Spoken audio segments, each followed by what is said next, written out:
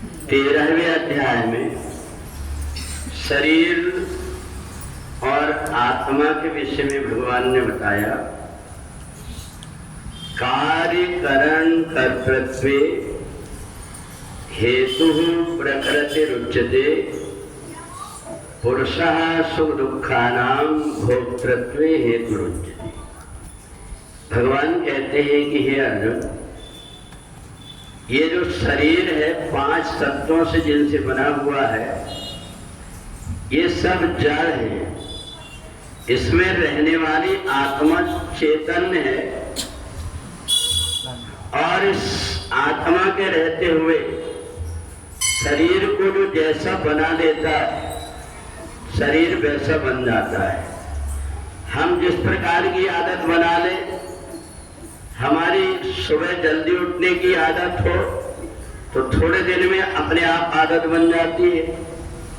जो चीज हमारी खाने पीने की इच्छा होती है, उन चीजों को जो हम खाते हैं उसकी आदत बन जाती है। जो चीज नहीं खाती तो प्याज और लहसुन की भी गंध व्यक्ति को बर्दाश्त नहीं होती, इसलिए कि उसने स्वभाव बना दिया है।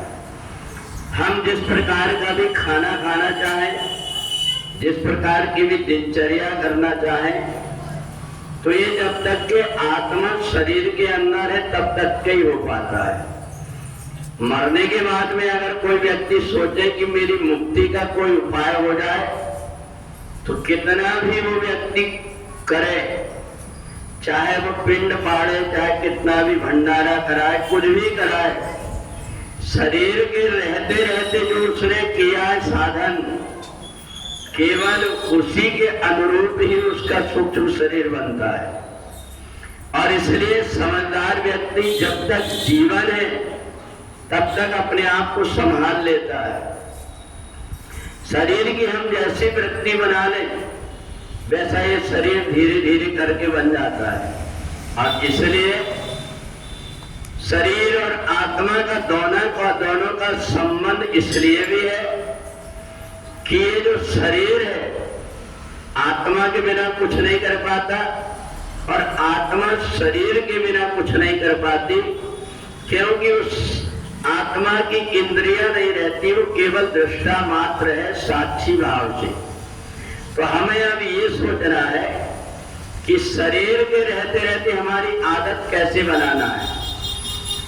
अगर हमने शरीर को साध करके और इसके बाद में अगर शरीर छूटता है, तब तो फिर हमारा आगे का भी शरीर जो मिलता है वो शरीर भी सधा हुआ होता है। और इसलिए हमें इस बात का जीते जी ध्यान रखना पड़ता है कि हम जो कुछ भी करेंगे हमें अपने जीवन भर करना है। केवल अगर हम ये सोचें कि हमारे बाद में हमारे परिवार के कोई व्यक्ति जो कुछ भी कर्म करते हैं हमें मिलेगा, तो ये बड़ा दुर्लभ काम है।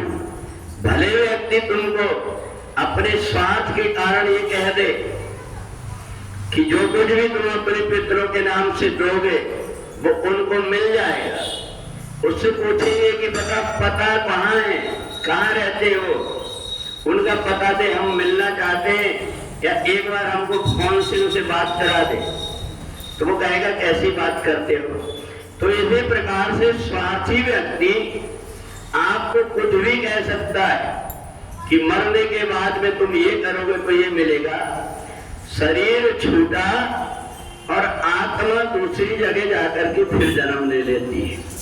इसलिए हम अपना पेट पालने के लिए भले भी कितने प्रकार के साधन करें, परंतु उससे कुछ होना नहीं। इतना जरूर है कि हम जो कुछ भी कर्म करते हैं तो हमें इसलिए कर्म करने के लिए लगाया जाता है कि हमारी आत्मा इतनी विस्तृत रहे कि जिनके शरीर छूट गए हैं उनके प्रति भी हमारे मन में सद्भावना है, उनके प्रति हमारा स्नेह बना हुआ है, उनकी मंगल कामना हम करते हैं। तो ये हमारे लिए फायदा ये रहता है कि हमारी वृत्ति वैसी बन जाती है।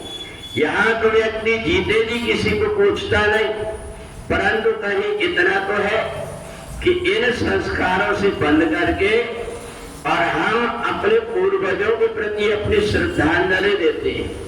ये भूल जाओ कि उनको कुछ मिलेगा, उनको कुछ भी नहीं मिल सकता। तुम कितना भी जल दे दो, कितना भी तुम भोजन दे दो, क्योंकि वो आत्मा को अपने आप जन्म लेकर के और अपना दूसरा शरीर और दूसरे कर्म, दूसरे परिवार हो जाता है।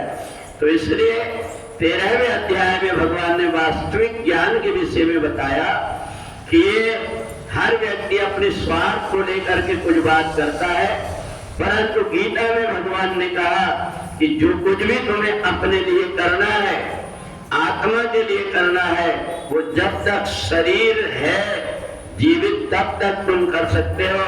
इसके बाद में जो कुछ भी किया जाएगा वो सब उस आत्मा के कोई काम नहीं आए। बोले वृंदावन